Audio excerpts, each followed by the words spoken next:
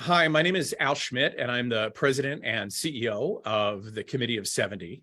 And we have a series that you may have seen called Studio 70, which started years before I joined, that a lot of people are interested in and follow, where we interview really very important people who have a lot of authority and responsibility for especially running elections in the Commonwealth of Pennsylvania or anything election related. So this is my first time joining you. So I'm incredibly honored to be able to interview Commissioner Dr. Val Arkoosh from Montgomery County, somebody I've admired from afar for a while.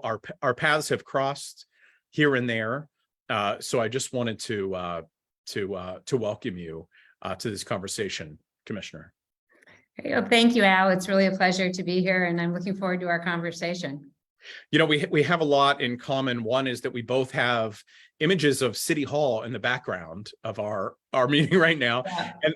And one that seems similar but isn't is that you're Commissioner of Montgomery County and I was Commissioner of Philadelphia, but they're quite different. You run, the commissioners in Montgomery County, as many of you know, run the whole county from top to bottom.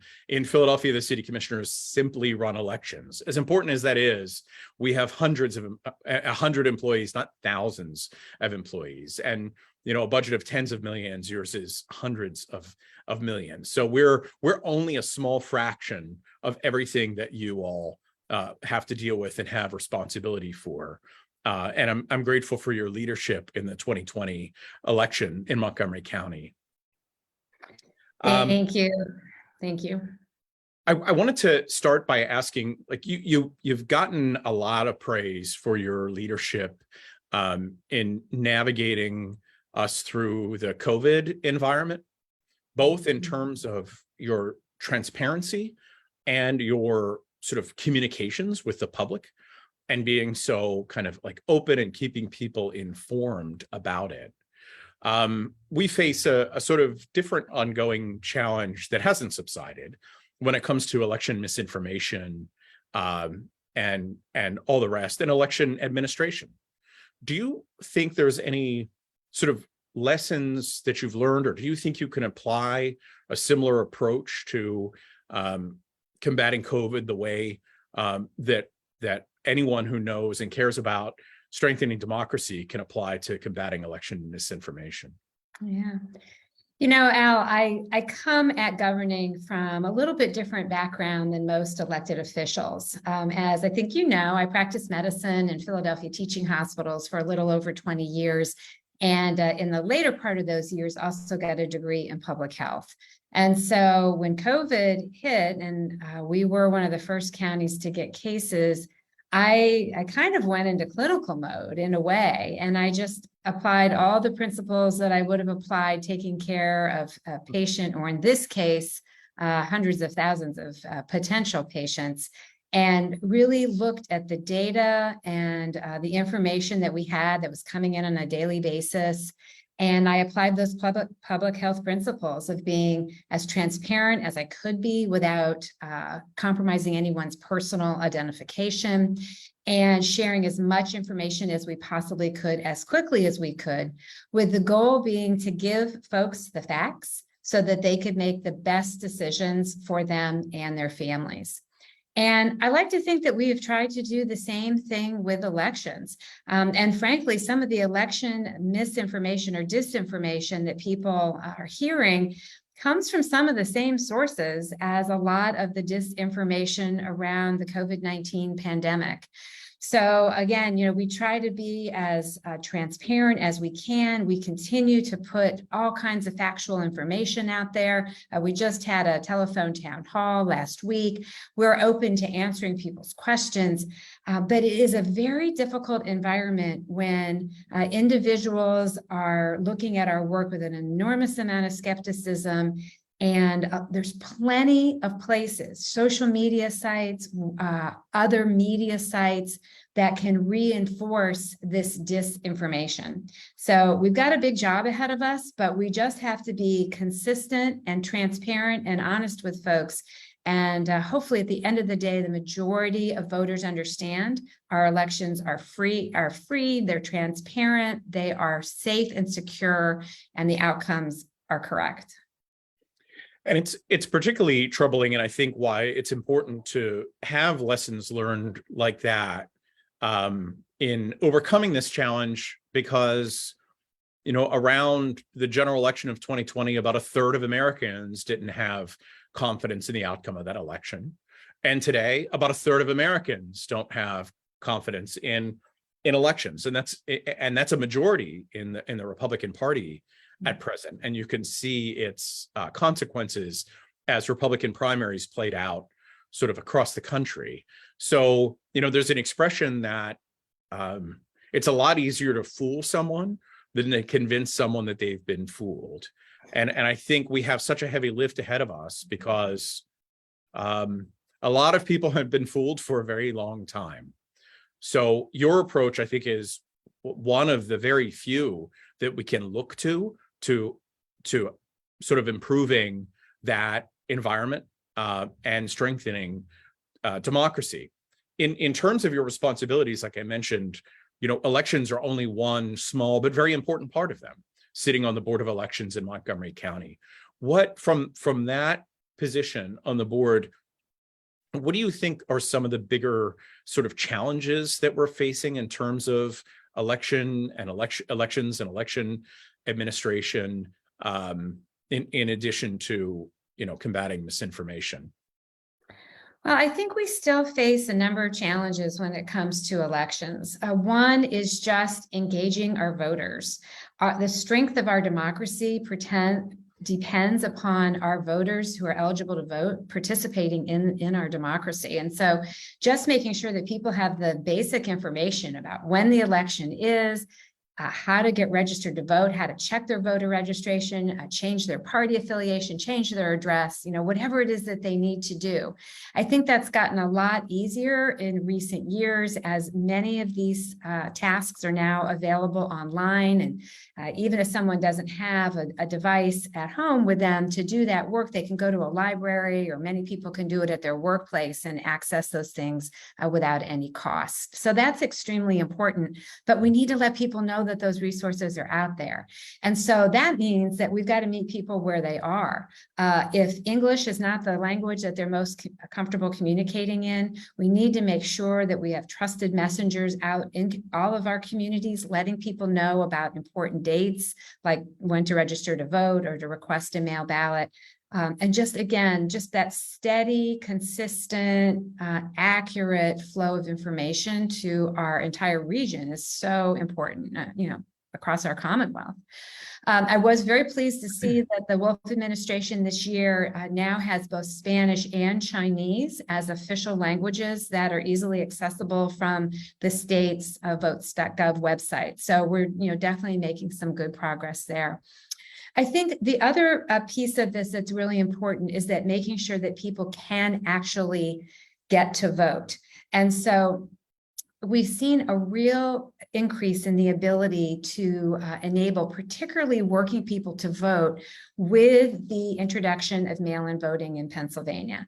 And I'll share some stories from when I was practicing medicine. You know, most people in hospitals work 12-hour shifts. So 7 a.m. to 7 p.m., except you never walk out the door at 7 p.m. You usually walk out closer to 7:30.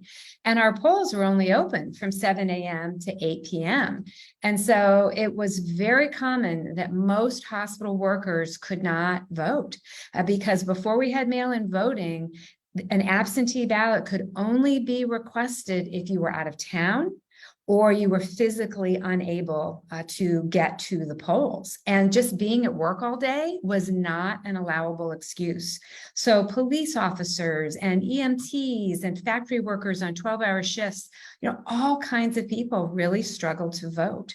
So I've been very encouraged by what I've seen with mail voting and the opportunity that it gives all voters in our Commonwealth to vote when it's convenient for them, to be able to just sit at their kitchen table and take their time, filling out that ballot, particularly in the odd year races when there's an awful lot of races on those ballots, and not feel that pressure of somebody standing in line behind you waiting to get in to the voting booth. And so these are the things I think we need to continue to move forward with to make sure that all of our voters have the opportunity to vote.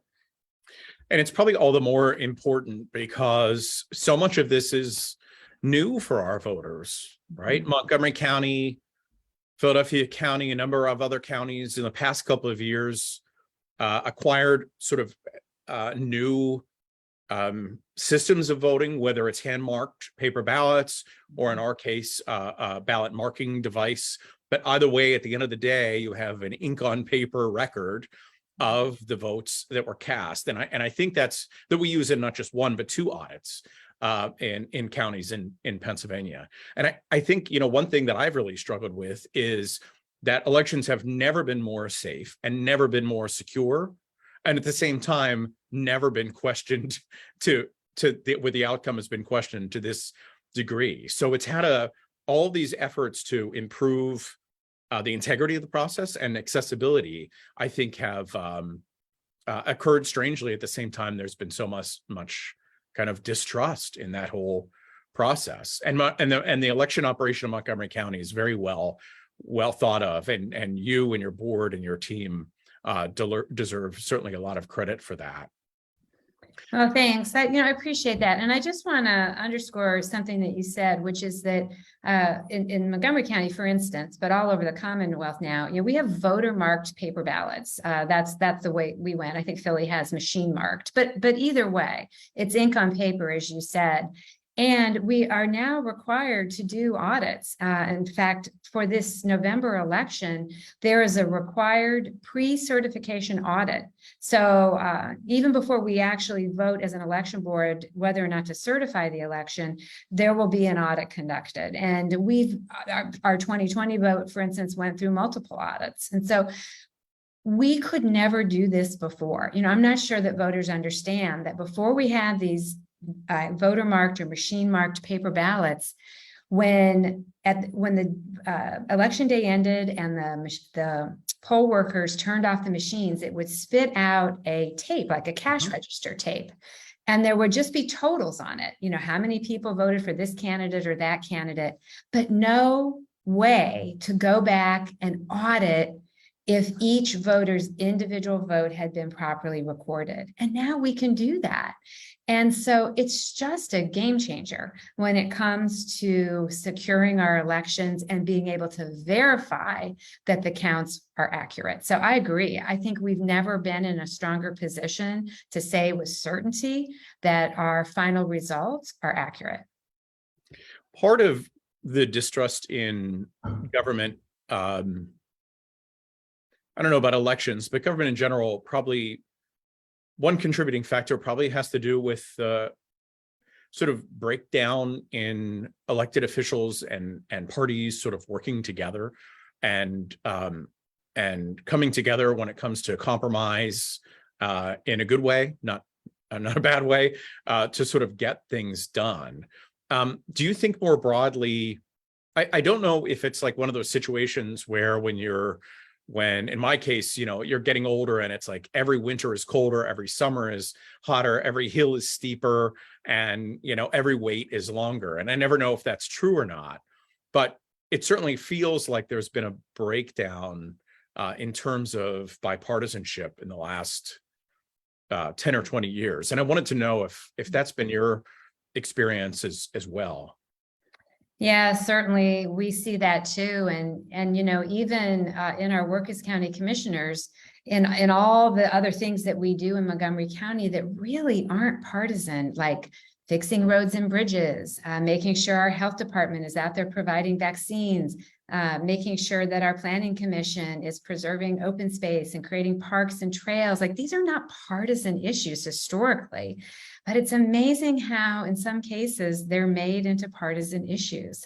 So I'm not sure when compromise became a dirty word, but I will make this observation that when people are angry, they're more likely to take action, right? Anger motivates people. And what I see, I think in an effort, to get voters out to polls or to advocate for a particular side of an issue, we've got a lot of politicians out there that are just trying to make people angry. And it is a highly motivating force. And so it works. And so then it reinforces people trying to make voters angry. And we've gotten to a place where I just think it's gone way too far. We have got to talk to one another. That is what we were predicated on. If you look back at the founding of this country, there were heated debates among people. But at the end of the day, once the debate was over, or the vote had happened, people moved on. And it was just as heated as it was, it doesn't feel like this feels, where it's just personal and kind of unrelenting in terms of this division that's being created. It makes it tough to govern. And that's very true. A couple centuries ago, a lot of our founders they weren't tweeting at each other, but they were picking up a quill and some ink and paper and writing the most horrible things about one another that would probably make people today blush a little bit. But you're right. There's a difference between when political campaigns are going on and when political campaigns end, and we have winners and losers, and the voters have made their choice about who should best represent them and sort of get things done. Yeah. From your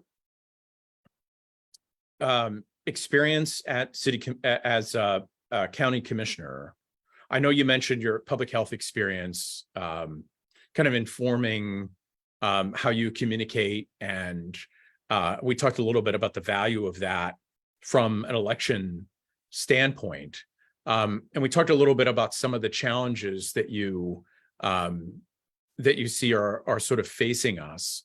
But what, in terms of election administration, like are you confident that Montgomery County is prepared for the election coming up in a few weeks? I always hated being asked that question, so I hate asking that question, but it's just one of those things that it's important when it comes to informing voters and reassuring them. Yeah, I think we're in good shape this year. It's a little bit easier this year because the worries about COVID are significantly reduced. So it's been a little easier to find poll workers this year. I think we still have a few places that need some, but by and large, we're in good shape.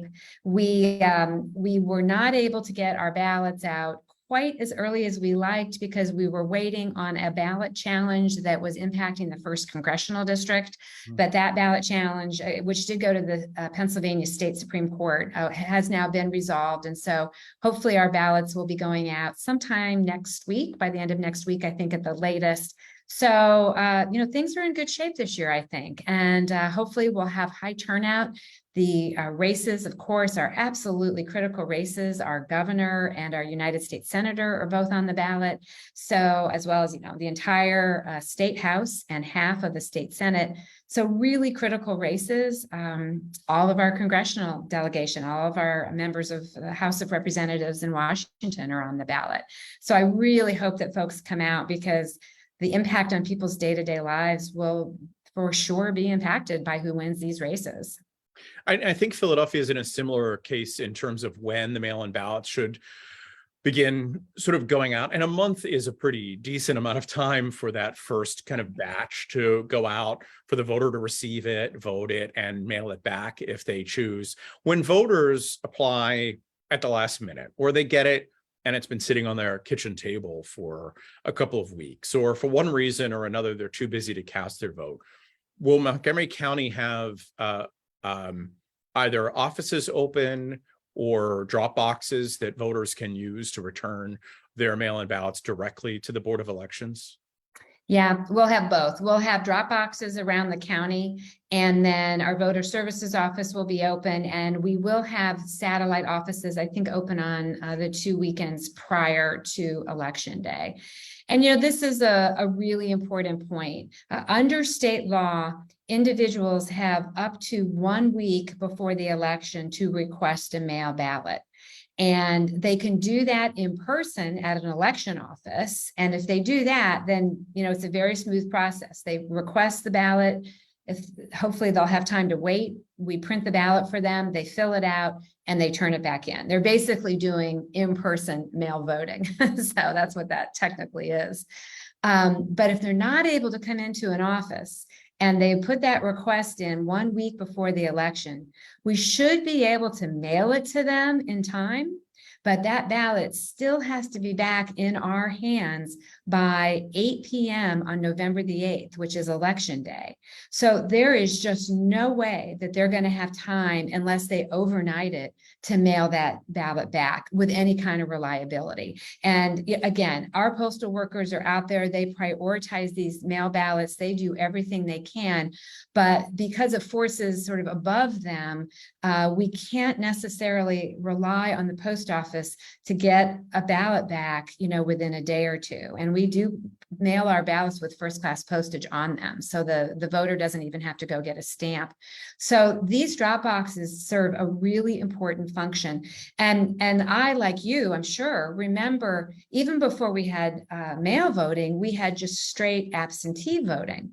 So again, I mentioned earlier, if you were going to be out of town or you're just physically not able to come to a poll, you could get an absentee ballot. And I cannot tell you how many times, the postman would walk in the day after the election with, a whole stack of absentee ballots that came too late. And there was literally nothing that we could do. We were not allowed to count them. So these drop boxes really are quite important, partly because of the tight time frames that we have for people to request a ballot and then to get it back to us. And sometimes people disagree in politics, and you might disagree with them, but you can kind of see their point of view. All the opposition to drop boxes has not made any sense to me whatsoever, because it is the voter returning it directly back to the Board of Elections. And it's a safer process with, less opportunity for things to go wrong than any other. And I found that a very curious thing, and worry it's really about preventing people from being able to cast their vote and have their votes counted. Yeah, I don't understand it either. Our drop boxes are under camera surveillance. And I think we will this fall have attendance, someone there as well. The ballots are picked up at the end of the day by county employees. They're taken directly to our ballot warehouse where we store our ballots. I mean, I can't imagine anything safer versus a mailbox where, we often hear, we get a lot of public comment in our meetings that individuals are concerned about people dropping off ballots that aren't theirs or belong to others. The state law, just a public service announcement here, you can only return your own ballot unless you have a designated agent form. But if you were trying to do something nefarious with ballots, wouldn't you go to a mailbox, in the middle of the night where nobody was watching? Why would you bring some ballots that you shouldn't have anyway to a place under continuous video surveillance? I just don't understand that logic. I don't either. And I think that's why, I have such a concern that the opposition to it is really being deceitful in campaigning against drop boxes, because it really allows voters to make sure their ballot is returned. And I, like you, have seen the mail come in the next day, and it's heartbreaking to see people who follow the rules. They apply before the deadline. The Board of Elections mailed their ballot out the next day. Went to them, they filled it out, they mailed it back, and it arrives a day late through no fault of anyone in that process. So every vote is precious, and it's something that I think we all share in big cities and in rural counties, whether they be red or blue, that everyone running elections wants to make sure their voters can cast their vote and have their vote counted. Absolutely. Yeah. And Montgomery County is an excellent example of how to do it right. Dr. Arkoosh, I really want to thank you for joining me today and speaking with us here at Committee of 70. I'm grateful for that time and for your public service. Thanks, Al. It was a real pleasure. Thank you.